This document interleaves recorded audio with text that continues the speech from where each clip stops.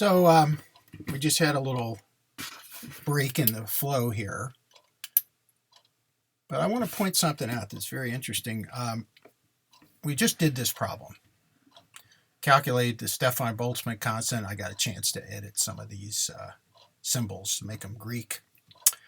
Notice something very interesting. We got this answer, which is the right answer structurally for how the Boltzmann constant, speed of light, and Planck's constant combine to give us this critical parameter in thermal physics.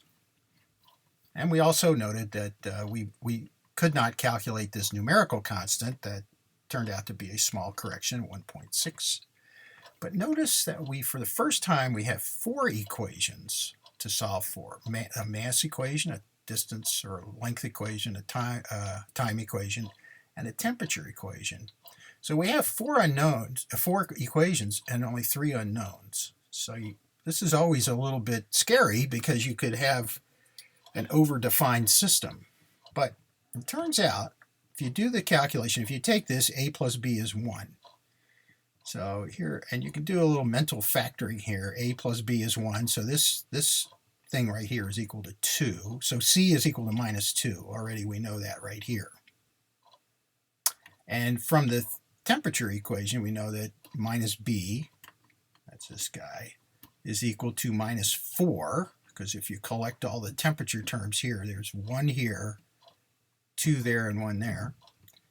So b equals 4, and you can substitute back. You get these 3 values, a, b, and c, but we've never used this equation. So the question is, does that contradict what we've done? And the answer is no, it does not. If you plug these values in here, you get b equal, you can do it for any one of the parameters, but if you choose to solve for b, you get b equals 4, which is, I don't know if that's a coincidence, but it's comforting that we got the same thing using the first, second, and fourth equations. The third equation also confirms that result. So anyway, we see the structure of the Stefan Boltzmann constant in terms of fundamental physical parameters. Time to tackle yet another problem. So let's take a look at classical electrodynamics, where if you're interested in electrons and their properties, you would naturally think in terms of the mass of the electron, its charge, and we already talked about how to express the charge in electrostatic units, mass, length, and time. Something that you should know anyway. And the speed of light. These are 3 parameters you might use to describe an electron. So let's take a look at the energy and spatial scale of such a system. So what is the characteristic length associated with these 3 parameters? So we do the typical thing, m to the a, q squared to the b. Once again, I've used c twice, but we just have to be careful. Here's, in terms of units, this is what we get. Length, mass to the a, charge squared to the b, speed of light to the c. We get 3 equations. And these 3 values, we can plug those back in here, and we get this interesting result. There's some characteristic length dimension for an electron or any charged particle that is proportional to the square of its charge divided by its mass and the speed of light squared. And indeed, this is something if you take classical electrodynamics, you'll see this calculated. So the size of an electron is characterized this way, q squared over mc squared. Speaking of mc squared, everybody knows about that. Let's calculate the characteristic energy of a system characterized by mass, charge, and speed of light. We've been through this now. We can go a little quicker. Here's our equation. Here's the units for energy. We built this thing with exponents, solved for the exponents, and we get this. Using dimensional analysis, we get the energy must be proportional to mass and c squared. In fact, we could have guessed this because in kinetics, in classical kinetics, the kinetic energy of something, it depends on its mass and the square of its velocity, and that's all we have right here. It turns out here the proportionality is 1. E equals mc squared. Now we'll do some atomic physics about the hydrogen atom. So electrons have mass of unit mass. Electrostatic forces depend on the square of the charge, and we're going to, once again, make a little edit. If you use electrostatic units, force also includes 4 pi times this permittivity of free space. I think that's what it is. Looks like that. We'll just ignore that for now. But so the question is, how do you express force in electrostatic units? It looks like this. And we're analyzing a hydrogen atom, so let's include Planck's constant, and we're going to get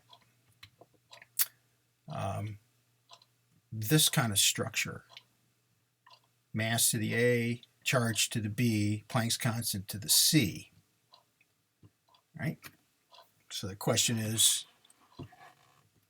given these 3 parameters, electron mass, the charge, and Planck's constant, what do we get if we look for the characteristic size of such a system? We'll call that A0. Here, so we have a length dimension, and then we have mass, charge, and Planck's constant raised to powers. We do our arithmetic, and we get this. This is the characteristic size of a hydrogen atom.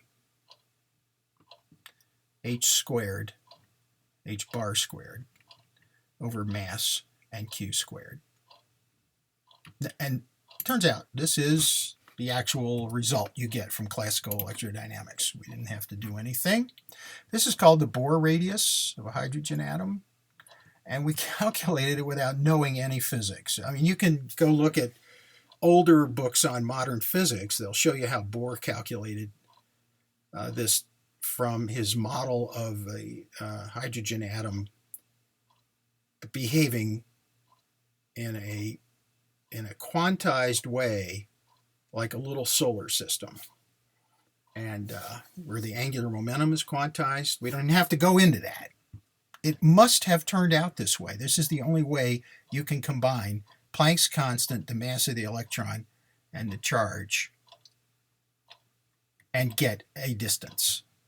So good on Bohr for figuring out how to characterize a hydrogen atom. A clever student using dimensional analysis could have gotten the same result. Let's do an additional calculation here for what's the characteristic time of such a system. So we would do this kind of thing, except over here we have units of time. We do our arithmetic, and we get the characteristic time is h cubed over m times the square of the charge. And since energy has the units, these units, and time and size have these properties, we get this result for the characteristic energy of a hydrogen atom. And indeed, that's something else that Bohr calculated. Once again, I see a little typo. Apologize again. All right, let's keep going.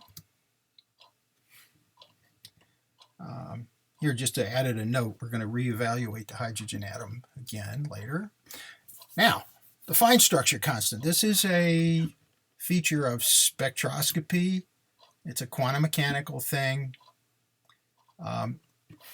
Let's use what we just got here. Characteristic distance, characteristic time. Oh, sorry, here, characteristic time. So that tells us we could compute a characteristic velocity. Distance and time give us that. So let's go there.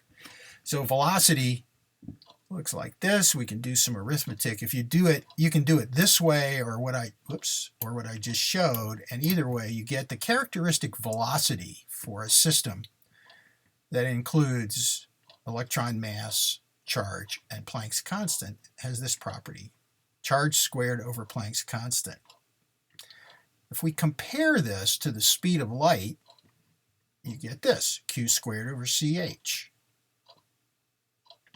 And that number, if you put in the physical values, is 1 over 137, roughly, and that's called the fine structure constant. So this, what we've come up with, is a method for computing the fine structure constant, once again without knowing any physics, by finding the characteristic velocity of a system of electron mass and charge and Planck's constant. That gives us a velocity.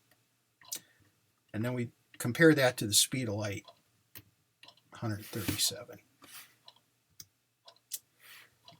Here's another calculation that relates to atomic physics.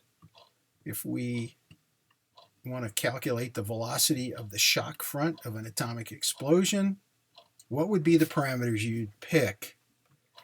Well, clearly the energy of the atomic bomb, E, would be critical. Air density, I mean, that's, as we all know, that's a critical factor in velocity of sound, is the density of the medium in which it's propagating, and time. So here's the growth of the shock front: energy, density, time.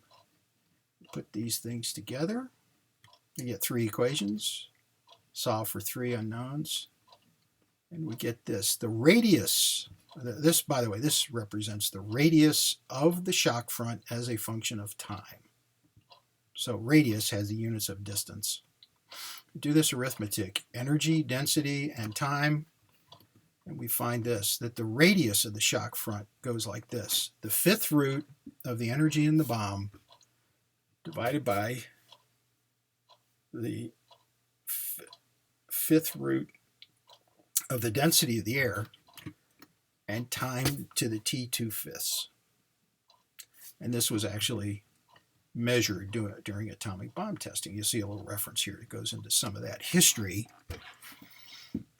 Once again, we didn't have to know anything about atomic bomb physics, astronomy. So we're going to do this one, and then we'll take another little break. Deflection of light by a massive object. You may know that Newton worked on this problem. He got it functionally right, but Einstein did it correctly using general relativity and found a factor of 4. So, angle of deflection. It's an angle. It has no units. And we're going to postulate that it's built this way. Newton's gravitational constant, the mass of the body, the distance that the ray of light is from the body as it goes by, and the speed of light. Note, again, we have 3 equations, 4 unknowns, so there's some issue there. So we built this model for this physics where the left side has no units. You know, angles don't have units. We get 3 equations, but now I've improved my notation. I'm using alpha, beta, gamma, and delta for my exponents. You can use these equations to solve, and you can get that we don't know what alpha is, but we know that beta is alpha and gamma is minus alpha and delta is minus 2 alpha. So somehow we have this angle, the deflection angle looks like this: G to the A, M to the A, R to the A, C to the 2A, not knowing what A is. Well, the A is common here, so we can factor it out, GM over RC squared. And Newton got this result, except for the factor of 2. I might have misspoken a minute ago about Einstein's result. This is Newton's result. Einstein got the same result with a factor of 2, which explained some things that Newton could not have explained. To get the right answer, it looks like this. The exponent alpha is equal to 1. And the angle of deflection, now I just said 2, and here it says 4.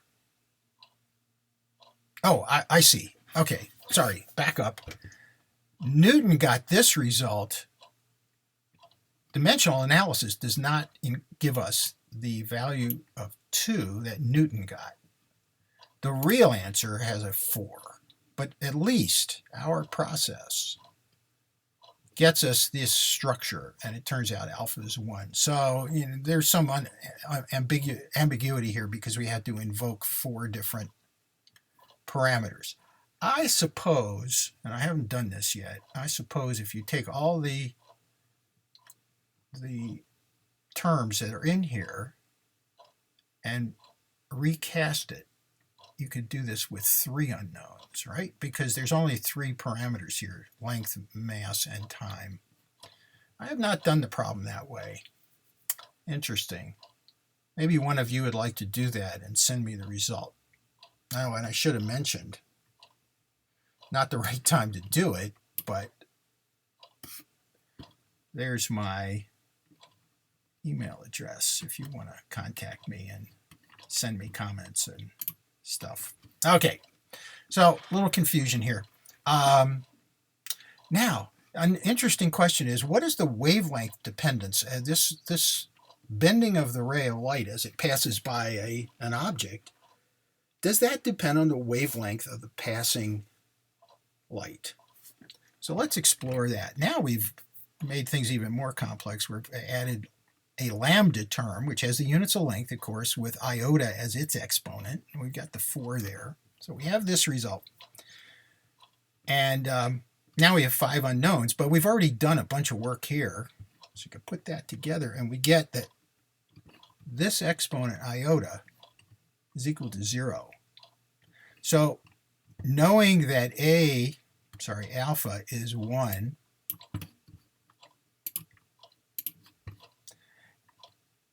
and iota equals 0, which means the wavelength does not change the deflection caused by a mass. General relativity also gives us that result.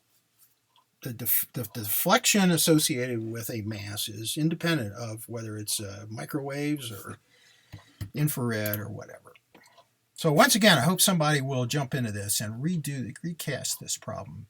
I might add a little addendum to this video. Of course, you're seeing this in parts, so I might add a little addendum where I've redone this problem, exploiting not 4 parameters but 3. I'll write myself a note to redo page 35 of this presentation. Now let's do a little bit more before we take a break. Stellar oscillation. What is the scaling law for the vibration properties of a star made of incompressible gas? So we would presume that the result depends on the density of the star, the radius, and the gravitational constant. I mean, I guess there are other things, but the total mass seems redundant if the density is constant. So what is the scaling law for the vibration properties? So we're going to characterize it as a frequency, which is as inverse time units. And here's g to the a, rho to the b, r to the c. We do our arithmetic and we get some result. And we get the frequency of oscillation is proportional to the square root of g times rho. And indeed, that is the result. You get that result from a much more elaborate analysis, astrophysical calculation. And the frequency of oscillation does not depend on the size of the star. It only depends on the density in this way as a square root. Let's see if we can do one more. I think we'll hold right here because we're changing topics. Quantum gravity. So we're going to stop here, and I'll be with you in a moment with more.